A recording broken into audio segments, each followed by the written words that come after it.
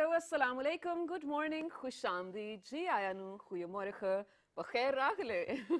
Bakhair agale, ni hao, tino shubme, washmale, ohio gozaimasu, guten morgen, hola, bonjour, privyet, kaifa hal, hale shuma chotore, ahlan wa sahlan, marhaba, buna, mucho, gracias, swamiam, balli kare aaya, ishpata, marhaba, and thank you very much, ladies and gentlemen, for tuning into PTV World. You are watching World This Morning alongside the very fantastic, the very amazing, the very superb, the very energetic, the very out of the box, Shahzad Hasan Khan and Shiza Hashmi. Hello Shiza, how are you doing today? I'm doing great, thank you so much for asking. What about you though? Well, I do feel you're a little extra energetic today. yes, I am. Yes, I am. And there's a reason why I'm extra energetic, and that is that, every now and then, what I do is that, and I think that, so far all of our viewers out there in 46 different countries know that my mother does not let me step out of my house Without nashta. unless I haven't had my breakfast.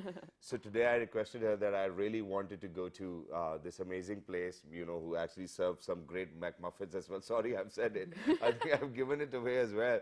But I don't think that the marketeers over here are going to get it. But anyways, so I went over there. I love the coffee they serve as well. So I just had it.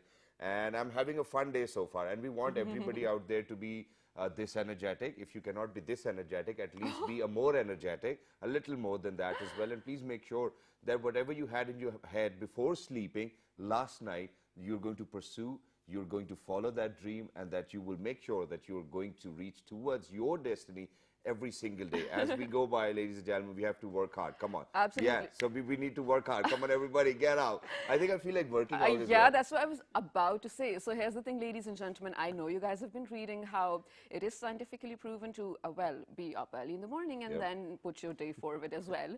This is your living proof of that. It does work. Exactly, it But does. I have a question though. Yeah, go ahead. So I do know about Auntie, how she's literally always helping you in things. Yeah. But today we had to, come to work a little way too earlier than usual, Yeah, right? yeah. Was she still up? I mean, that's a little... Exactly, Alhamdulillah. That's mean. I'm glad that my parents are from that generation where the parents actually used to get up at 5 in the morning.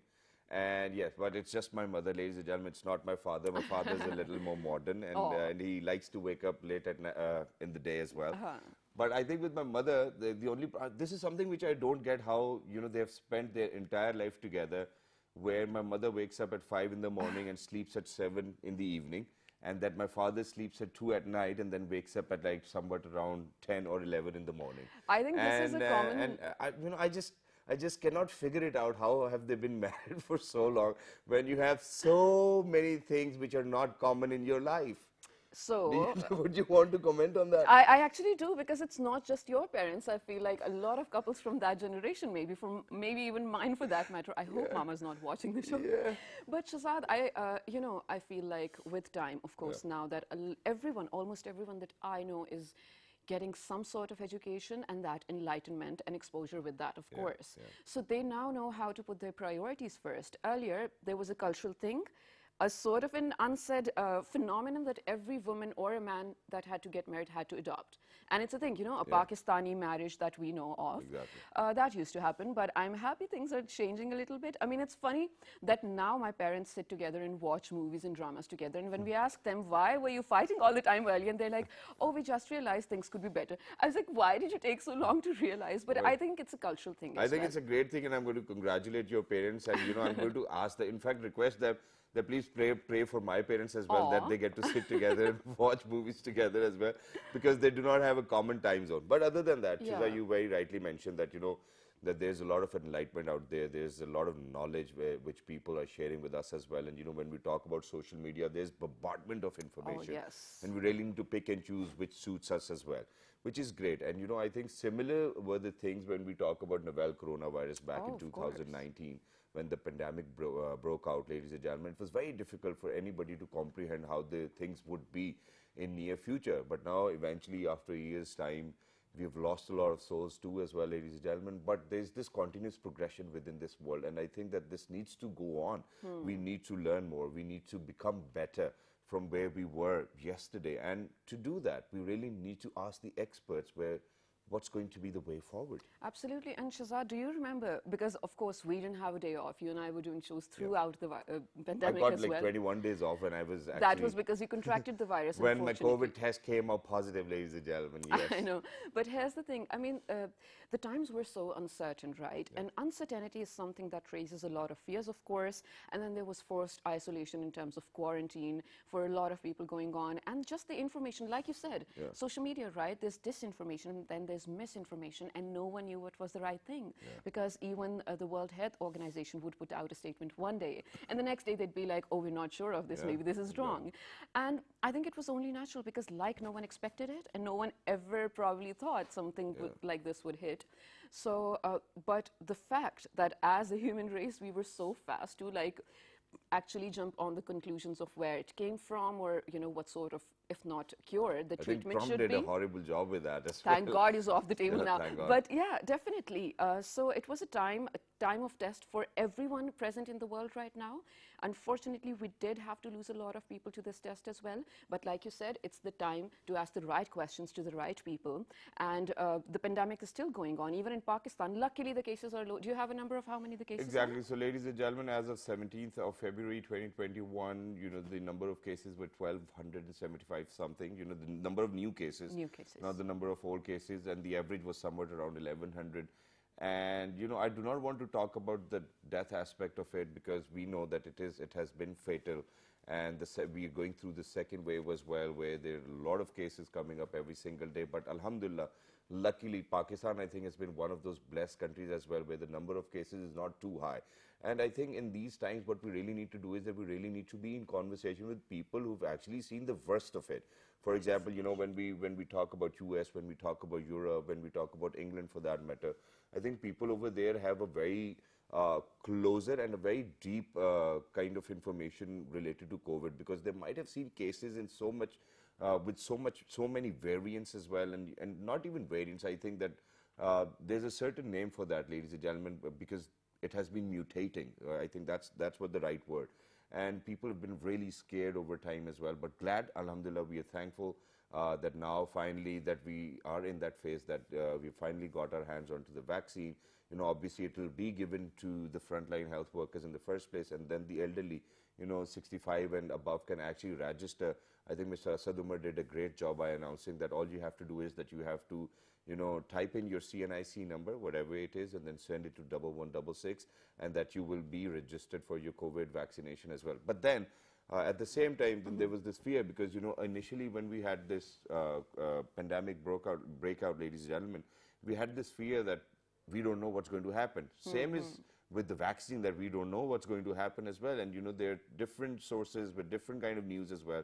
So we thought that let's talk about it with people who know the best of it as well. So, ladies and gentlemen, without any further ado, we're very lucky that we've actually been joined by three very smart gentlemen over here who happens to be MDs as well, ladies and gentlemen. First up, we're very lucky that we've actually been joined by Dr. Imran Sharif, who happens to be the pulmonary critical care specialist as well. Hello, sir. Assalamu alaikum. Good morning. Walaikum Assalam, and happy to be here. Thank you for the invitation. Thank you. It's our pleasure. One thing I would say, I've been, while I was waiting, so you can introduce me, and listening to you guys are full of energy, both Shiraz and Thank you Shiraz. so much. It looks like you've got either too much coffee or Red We're Bull always high on coffee. or some kind of energy drink that you have. You guys are our energy, and those guys out there are our energy as well. And we, you know, we were very excited that we are actually going to be in conversation with people who know the best of it as well, and we wanted to share it with our audience. So I think that definitely increases our excitement. Thank you very much once again, and welcome to Pakistan. Thank you, and we're happy Alongside to be Dr. Imran Sharif, ladies and gentlemen, we actually want to talk about the knowledge bit of it as well, and how the knowledge sharing is going to take place. You know, when we talk about such, you know, breakouts, I think that what is more important is to be in conversation with the right people, and then those people need to be in conversation with people who are health workers over here, you know, so that they follow the right SOPs, they follow the right procedures, and they kind of figure out what the problem is. It's not always that, you know, somebody's going to show up with some symptoms and he or she will be COVID positive. You know, there can way be more certain complicated. similarities within the symptoms, but we really need to share the knowledge bit of it, that, okay, you know, this happened within your country. Okay, we God forbid, if the things are similar, what can we do to make sure that the people can actually come out of this pandemic as well? So, ladies and gentlemen, he happens to be a radiologist. He's an educator bringing American education to Pakistan. He is Dr. Sana Khan. Hello, sir. Assalamu alaikum. Good morning. Wa alaikum assalam wa rahmatullahi wa barakatuh. Welcome to Pakistan, and thank you very much for joining us. Actually, in light of what Dr. Imran was saying, your energy is infectious. Thank you very much, sir. We'd like to hear that. Oh, absolutely. I'm delighted to be here. And, as we were talking about some of the negative things regarding COVID, there's actually been some interesting positive outcomes. Of Yeah. course, of course. And we need to talk about that in detail as well, definitely. Exactly. But before- ladies and gentlemen, last but not the least, this gentleman is, I think, next to Elon Musk as well, because the kind of work they're doing, ladies and gentlemen, is something relatively very new for Pakistanis in the first place. And we are glad that, such technology is actually coming and that people want to bring it back to Pakistan and then make sure that, that they develop that manpower which is required and then take them to other countries as well where they can be of help. So, ladies and gentlemen, you have to hear me out on this one as well. So, he's a neurosciences researcher and he's making sure that, artificial intelligence is actually integrated into neurosciences as well, which I don't know how it's going to work, but we're It's going to ask him because he's the one who's working on it as well. So, he's a neurointerventionist as well. He is Dr. Sayyid Monis Sahab. Hello, assalamu alaikum. Good morning. Good morning. Assalamu alaikum wa alaikum assalam. Thank you for having us. And this is the future of medicine. Definitely, yeah, about So, time. Yes, it's about. So we want, this is research. And inshallah, I look forward in future, how can we integrate Exactly. clinical with the neuro research? And that's wonderful. Yeah. But just one small thing, before we start our conversation with Dr. Imran Sahab as well. So, these days we have smart cars. We go to our workshop. What they do is they bring out a computer, a smart computer, and they plug it into the car and they know what the problem is. Is it something we're looking at that, that artificial So intelligence? I do spine and brain intervention. Yeah. So I put electronics in the spine too. So now we're looking into curing some of the spinal cord injuries and other injuries in the spinal cord using this system. DBS, deep brain stimulators, are already in use in the United States for treating many conditions, Parkinson's disease and other things. And this is already in the past. Okay. We are leaping into the future, making more advancements and using AI to complete the feedback loop and circle to improve the quality of See, care. even and people, treatments. I'm sorry, I just got too excited after listening to this as well. So it looks like as if it's a good news that people who have paralysis can actually walk I was again. about Yes. to say, oh my Wow. God. So actually. that is one of the, I think that's a good news. technologies. So Yeah, let's start with definitely. COVID now. All right, so here's the thing, gentlemen. You know that Pakistan actually did make an example of how to deal with the situation a few months back, right? Everyone was talking about it. Now, living inside Pakistan, we're seeing a different picture. I want you guys to tell me, what were you seeing, how Pakistan was doing from outside? Means, in all honesty, the pandemic is worse in the western part of the world. Yes. U.S., Europe, and South America, which include Brazil and Argentina, Chile, and that part of the world. Towards Pakistan, we are surprised that the number of cases reported are very minimal. Means just at the peak in December and January, U.S. Was averaging close to 300,000 cases per day. Wow. And Pakistan has reported like 500,000 to 600,000 cases. So I haven't checked the data from yesterday, and only, unfortunately, but very limited number of deaths. In the U.S., we have, unfortunately, close to 500,000 people have died from COVID. So I think there are a lot of factors that COVID is not that impactful in Pakistan. I think it has to do with, obviously, younger generation that Pakistan have. Means most of the most of you are young. Your immune system is much stronger than western part of the world, because I don't think in West we get exposed to so many viruses so frequently as we do in Pakistan. So Exactly. So that's number two. And the third thing, which I think is a hypothesis, but I think it's going to be proven at some point, is the mutation or the kind of virus in Pakistan is probably different than western part of the world, because as you know, the newer strain identified in South Africa, P01, is the deadliest strain out of all the strains, and this virus continues to mutate. So once he finds the host, the virus finds the host, especially if the immune status is disrupted, then the virus can change his genomic code and try to form other forms of coronavirus, new strains. And it just keeps happening every few weeks. So this virus is going to be with us, not going away. And only way to fix this problem is vaccine and the face mask. Exactly, Right. and we want to talk about that as well, but since it's a very serious topic, we're having a conversation about, early in the morning, so I just want to keep it a little lighter, I know on you're the gonna lighter make- side as well.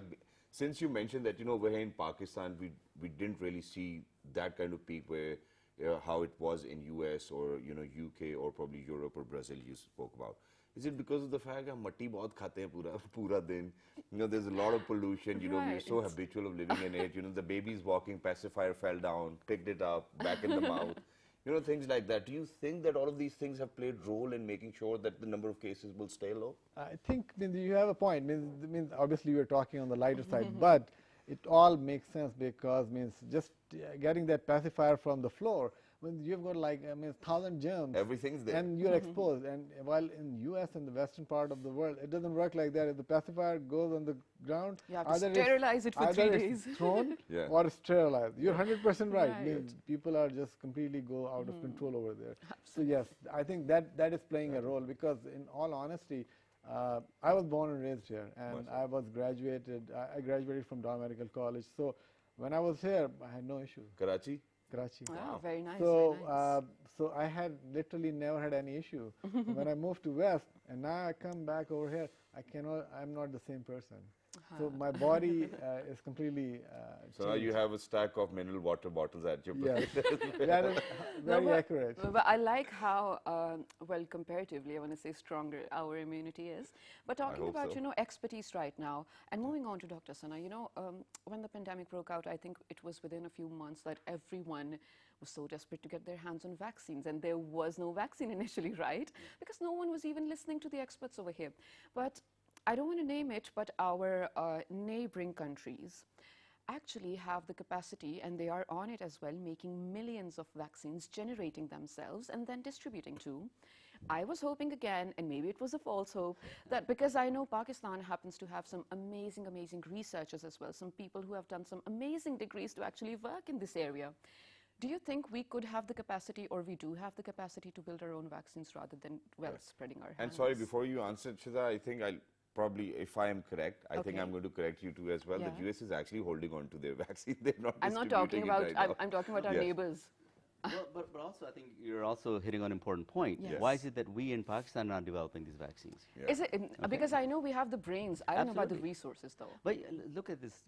We're all three were born in Pakistan, right? Yes. I mean, I went at a very early age and stuff, but we're still Pakistani born, and alhamdulillah, without being arrogant or bragging about it, we're three leading scientists, researchers, Oh, physicians mashallah, yes. in the United States.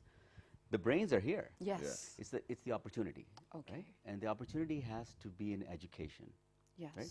And that education has to be made easier to And access. accessible, yes. But the gap is so much narrower now to access information than it was even a decade ago. It's a good thing. And this last year, because of the pandemic, Mm-hmm. that access has even gotten much broader. The gap has gotten significantly lower. And that's what I'm going to talk to you a little bit about in terms of course. bringing U.S. education into Pakistan Mm-hmm. without the Pakistani kids having to leave, try to get a visa, spend hundreds of thousands of dollars overseas. Parents भी कह रहे आपकी माँ जाने देंगे आपको शहजाद कहाँ नहीं, मेरी right? कहती तुम चले ही जाओ बेटे One way जैसा ticket. बाप वैसा बेटा. Yes. That's what I hear. So your point, Shiza, is really, really critical. There has to be actual focus in Pakistan on education and on research facilities. And Dr. Monis will talk about it as well, because he's a researcher. And I have a PhD in neurophysiology as well as a PhD in clinical anatomy. Oh, very nice. So I'm a professor, I teach. Okay. So my focus really in terms of contributing back to Pakistan is how to actually bring top grade education to masses of Pakistani smart students. All right. that And make you're on sense? to that. Yeah, I get it. Yeah, I get it definitely. And like you said, it's probably the lack of that or the lack of opportunities that we were, well, slow in developing I think, vaccines and then getting our hands on it okay, as well. so there are two things which I would love to ask, and that is, for example, when we talk about medicine, all three of you were raised over here. You studied in Karachi as well, and he's doing a great job in US, right? So what makes you think that that is quality education and the education we have over here is not quality? Well, look at it this way. We've built the vaccines and Pakistan hasn't. Yeah, just because you had the facility. That's right. That's what he's Yeah. talking about. So you're going to bring the facility bit of it or the education bit of it? The education inspires the facilities, Okay. not the other way around. You cannot build a factory but not actually have the experts who know how to run the factory. Okay. Because otherwise it's the machines that are sitting there. Exactly. Of course, artificial intelligence is going to replace a lot of that stuff, so Monis will talk about that. Yeah. Yeah. But I think it's critical, and I think you guys know it, right? Education in its top form needs to be accessible Exactly. to these very bright students you're talking about here. Definitely. Exactly. I And totally I think agree. everybody deserves to get a hand on that as well, and which is very important. But moving on to the artificial intelligence bit of it, so how do you think that you're going to incorporate all of this knowledge with the help of artificial intelligence and then being a, Neurointerventionist. Yes. It's new to us. Neurology who does other interventions as Got well. it. So I do mostly spine Yep. and so treating spine conditions with putting technology inside, which improves patients with pain and also improves patients with some disabilities also. So there's ongoing research going on that improves people who have had spinal cord injuries who are not able to walk. Okay. Currently, this research, as of right now, is going on in UCLA, UCSD, Mayo Clinic, at current. Okay. So it's not something of the past. Now, connecting all these research with the artificial intelligence to improve the quality of care, because in future this is what's going to happen. Because it will take many specialists, many doctors, researchers, to attain or get this using AI much faster, quicker, and better actually treatment options. Wow. And Right, So- and- yeah, go on, So please. that's the whole purpose, and this is the whole plan is. So I am constructing a large neurosciences hospital near San Diego, near UCSD. Yeah. And it will be cutting edge technology, providing not only research, but also neurosurgery, all best advancements in neurosurgeries, brain and spine. Hopefully in future, I would be able to get involved in training those people in our centers. And AI use, I mean, mashallah, talent, I'm shockingly, that's the amount of IT and AI talent is out here in this, in Pakistan. Yeah. We want to give them a chance and have retrain them and make them also put them in the front of the country, in the world. That this is not just the training, just bring them together. Right, absolutely. And we love the idea. We really hope we get there. But are you ready for a very, I don't want to say ignorant, but a very naive question? Can you, with the help of technology or AI probably, mutate the virus and then degenerate it? Like, can you do something that if it is inside, maybe you can mutate it in a way that it would, well, deactivate So, and not be itself is harmful? very- So in the U.S., we don't touch each other's specialties because we go deep into something that if you talk about brain and spine, you can put myself in front of from somebody from Hopkins or Mayo. I'll be able to take on or be able to talk about it. Okay. But me talking about another specialty, You don't want to I do need my help myself, Oh, Okay. So this is Exactly. how we do. This is like, so we do come together on mutual, problems, but specialties we develop because that's what we are. We become the best at what we do. And you want to stay Exactly. true to that. And I think that really this is appreciate something that. very important, and this is something everybody needs to do as well. But ladies and gentlemen, for something we are calling novel is something, we really do not know much about. If I have a problem with my heart, God forbid, I will go to a cardiologist, or God forbid, if it's cancer related, I will go to an oncologist. But for a virus which just broke out a year ago, how do we have specialists already? I mean, were they working on it already? I think this is something I need to ask. And then in future, are we going to see more specialists coming out and telling us about more viruses which we might be prone to as well? So ladies and gentlemen, right now we're going for a short break. When you come back, I think we will be in conversation with Dr. Imran for a little longer. Let's do this. Stay Good tuned. morning. Good morning.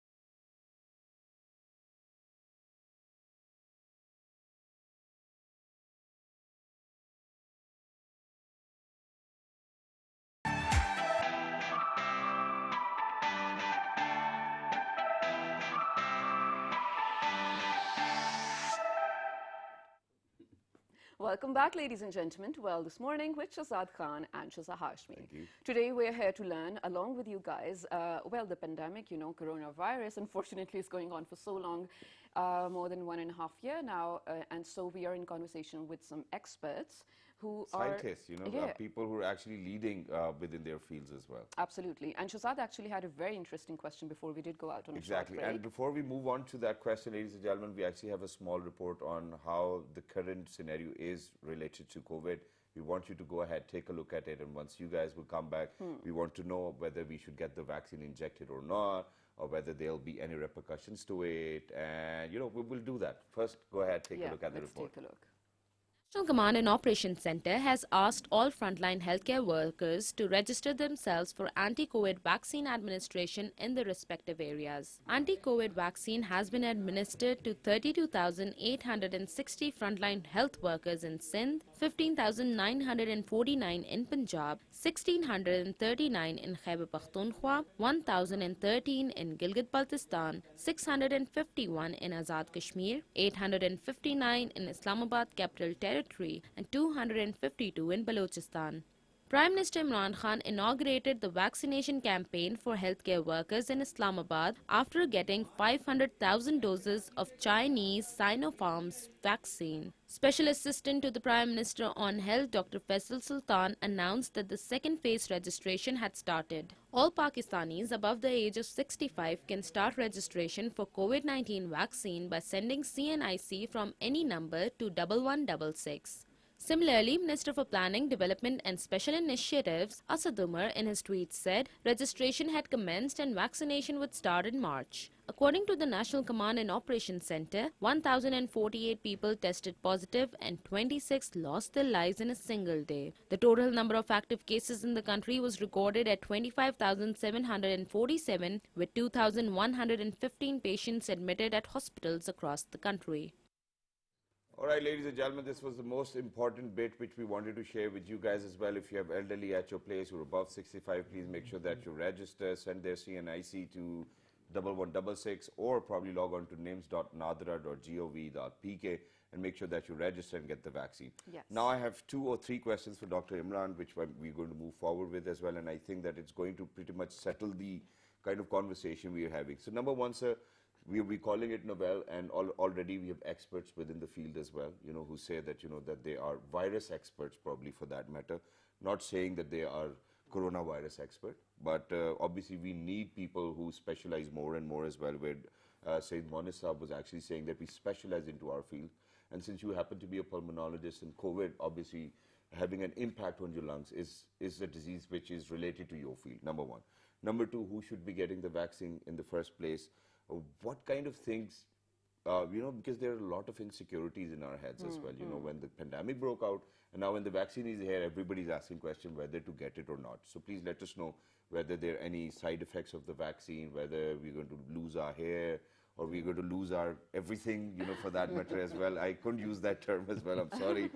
But yeah, let's get started with that. And there was even, so sorry, there was even one account of someone from the UK when the vaccination started over there, reporting that they lost their eyesight for good. Okay, all 3 of us have been vaccinated, just so you know. Oh, okay, then we have live cases. Yes, please go on. So I think those are all really important questions, and the best way to address this, keep educating your communities in different cities and different states. So your first question about where to find the right people.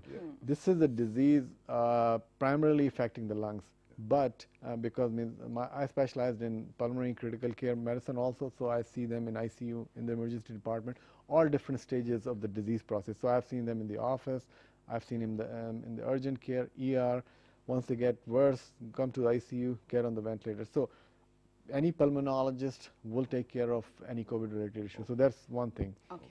The second specialist is going to be infectious disease. So I'm not sure how prevalent and how available infectious disease specialists in Pakistan are. There are some, very so, few. Yeah, Yes. so in US it's a specialty itself, and we have hundreds of infectious disease specialists in adult and child, and they are also expert in COVID. So those are the two experts that you can go and talk about this disease. And I can tell you, since the pandemic was announced by WHO in March, I've seen thousands of cases in all different stages. So alhamdulillah, I've seen it pretty much, not all, but most of the things that we know of as of today. Obviously, as we move along, we will see more, we learn, and we'll get better, we'll improve, we'll get smarter. So that's your first question. Right. And the second question about the vaccination age group and other things, right? So healthcare frontline workers, obviously.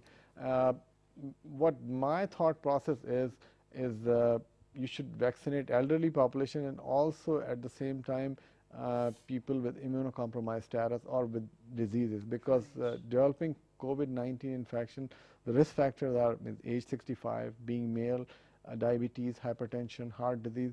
And in US we have different races. US is built by all of us together, just migrating. So Hispanics is a risk factor. Obviously that doesn't impact Pakistan and African American. So there may be same issue over here if certain race is looked into, which obviously your Al-Shifa, Imran Khan hospital, civil hospital, Shaukat Khanam, and all those, they must be looking into all those issues. So healthcare workers, elderly population, immunocompromised, people with disease process, and keep vaccinating them. Get the herd immunity, get 60 to 70% of the population vaccinated, and then you can go back to a normal life. But good news for Pakistan is I've been here for almost now a week. We're almost living a normal life. That's the good part, and I was about to say that. So I've traveled through multiple cities, and especially on the street, bazaars and other places, it looks like a normal life. Absolutely. You go to a VIP place or a 5-star place, normal life changes, everyone wears the mask. You go to a meeting which is managed by bureaucrats, it changes. So it is changing depending on which location you are.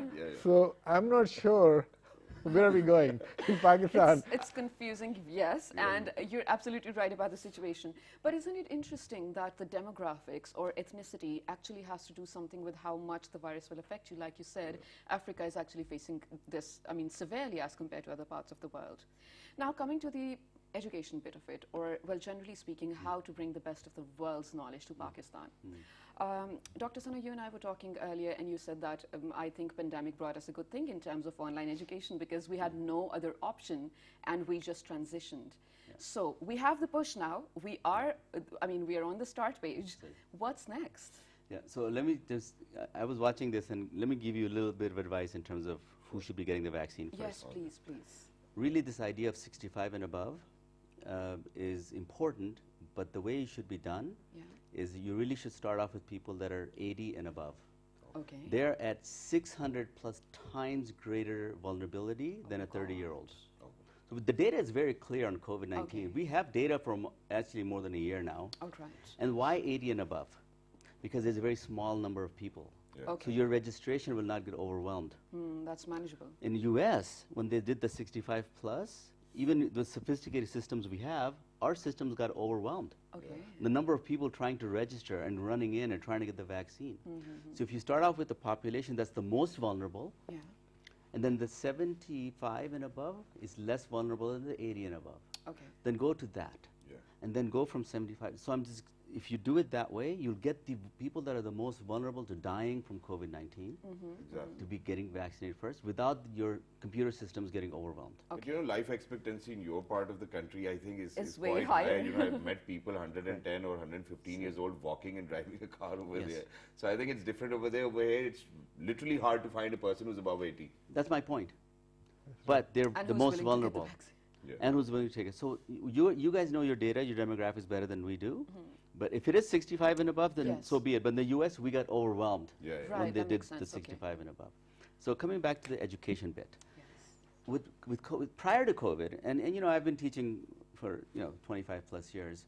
It was very strange for me to try to teach something online, to be honest with you, right? To give lectures online and things like that. It was still not comfortable, okay? But then with COVID, it became essentially today it's the norm. My Yes. college-going kids, or young adults, as they like to call themselves, are all online Yeah. completely.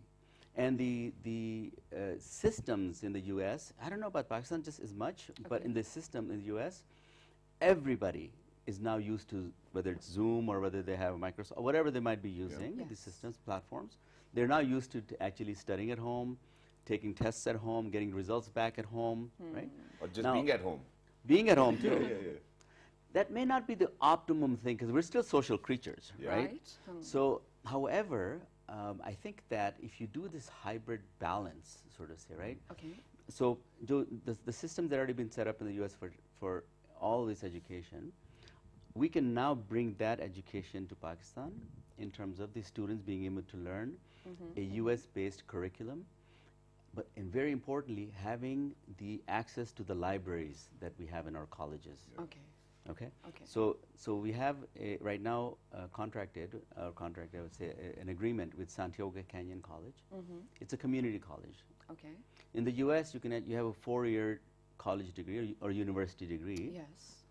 You're allowed to do 2 years at a community college and then transfer and do only 2 more years at a university. Got it. So to get your bachelor's degree. What we have structured now, and what I like to bring to Pakistan, is this community college structure, where online you can actually do those first 2 years, Okay. and then get your Associate of Art degree. And then, actually, if you're going to go to the U.S., then you go there, and you only have 2 years of expenses in the All U.S. right. So, and you know the expense in You U.S. save a lot of cost. Yeah. An international student in the United States pays about $100,000 a year. Right. Right. 50 to 75,000 for tuition, then the living expenses of 2,000 a month for rent plus food. But that's for the people who want to go out to the US. Right. So are you saying that the first two, if someone wanted to, will stay in Pakistan and study for that matter, Yeah. so can this model be adopted for them as well, 2 years online on their own, and then maybe a university of their choice? That's correct. Yeah? Right. So you actually will get the Associate of Art degree. You can then, in fact, after this is implemented, there's no reason why the second 2 years also cannot be implemented. Right, of course. But the way to do this, Shiza, is to really marry this up with the local institution that will allow that young student to actually also have the college experience. So the student can actually come on campus, have a professor there, Hands-on Okay. practice, right? yes. So they're learning online Okay. from the best of the Yes. best of the colleges, and at the same time having a U.S.-based, a Pakistani-based professor there, and an environment that allows them to also learn. Now you may ask, well, why U.S. education? Because that's the I question was- you I Yeah, was asked. I've gonna asked it already. I was like, we just made a national curriculum just like after so many years. Why are we moving to US centricism again? Because it's millions and millions of dollars to get a Microsoft license for teaching. Okay. Millions for Python. So the Pakistan institutions, rather than spending those millions and millions of licensing, will have that all available in this structure. Okay, that makes sense. Latest, greatest, cutting edge, as Dr. Monis was talking about. You want the latest. And I think it's a little bit of a fallacy to think that we have the latest, greatest here in Pakistan at this moment. I don't think anyone thinks that. Right? Yeah. But we can do it Yeah, of course, of course. with this gap being narrowed, right? Yeah. So that's what I like to actually really push and see if this. And coming from an expert, obviously 90% we've agreed upon it as well. And let's, I think that the fallacy part of it is still debatable for, and it is for the people who actually represent the institutes over here, I think, rather than us talking about it as well. But I think that we truly need to congratulate you people as well that you've been thinking about Pakistan and been coming back and making sure that we are moving on with the same pace as you guys are as well, where we talk about cutting edge technology as well, which is why one last question before I move on to Dr. Imran as well and ask whether, because there have been rumors about that if you are going to get the vaccination, you will feel fever or you're going to lose your hair, or probably you won't be able, or you won't be Grow able to it. reproduce. You know, there have been rumors, That's and we true. want to address to those rumors Yes. as well, because over in Yes. Pakistan, rumors are sold more easily than a medicine over the top of the shelf as well. So, Dr. Monis, coming down to you, you know, you spoke about that you were going to build a facility over here in Pakistan as well and train people. How is that going to work? And then what kind of people are you looking for? So the facility at the initial stages is the development of a team who can put together and finding out. I'm sure there are so many IT and AI is out there in the market. So choosing the right people that will fit our model, team of local physicians who can monitor and help, and so that team and then any further training if they require, we can bring them to the U.S. for 6 months to 2 months and train them there, and then they develop and they can train more people, you know, like a master trainers, and you know, provide training. So setting up a facility to do that research here. Interface, a neural interface right now, which is Elon Musk is talking about, is U.S. is already using that technology, using brain waves to control. This is patients who have strokes, but they still have some capacity where they can use their brain, and neural interface is that technology that they can either communicate with through a computer and be able to tell what they want. So with whatever brain they have left.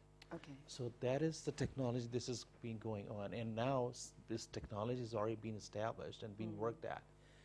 They are looking for more things that it may do Okay. in future. And we want this to happen as well, because it's going to make the life of millions of people out there easier as well. But sir, very quickly, because we're very short on time, the rumors circulating about the vaccine. The side effects. Yes, Please debunk them. I think it's a very important topic, and I mean that people have reached out to me. Okay, so I'm going to be impotent because of receiving the vaccine, Yes. or I'm not going to get pregnant because of the vaccine. So those rumors are very prevalent, and especially if you start in social media, it goes like wildfire. You know better than us, means I think. The side effect of these vaccines, first of all, there are the number of vaccines which are available: Pfizer, Moderna, AstraZeneca, Sinovac. You've got Sputnik V, you've got Bharat vaccine, and there are other vaccines in the pipeline. There are close to like 50 companies, and they're in different phases of. So at some point, we're going to have surplus of vaccine. That's one good news. Okay. And regarding the side effect, the fever, chills, body ache, swelling. So those are the most common side effects. You can have anaphylaxis. That's the worst side effect. And then those patients, if they had history of anaphylaxis because of vaccine in the past, they should not be getting the vaccine. Okay. Or if they have any kind of allergies, in certain material that is used for making the vaccine, so they should not be given the vaccine. So all these rumors can be avoided if we continue to have this discussion, these interaction, and keep bringing this topic again. And what I have suggested to Pakistan media and other news channel is to have a healthcare expert and take a politician, and both of them talk the same language and tell the people that this is safe. Because you know, your politicians have a follower of 1,000, a million, right? Exactly. A doctor doesn't have a follower of probably maybe 10, right? So I tell the truth, he agrees, and then we can make it happen. Exactly, that's wonderful. Let's have one last thing very quickly. For how long will the vaccination work? You know, that's a $1 million question. So first of all, And do we get it? Sorry, go on. so first answer should we get Quickly, it? sir, we have last 30 Yes. seconds. So yes, you should get it. Okay. We all have received the vaccine. That was $1 million, I think. And your other point was? Yeah, the other point was how long will it stay How with long? us? So at least 6 months. But the data set that we have, once the vaccine trial started, we may have it longer impact. But my guess is you're going to get the vaccine every year, just like flu shot. Okay. And you may end up getting a booster for COVID. COVID is here.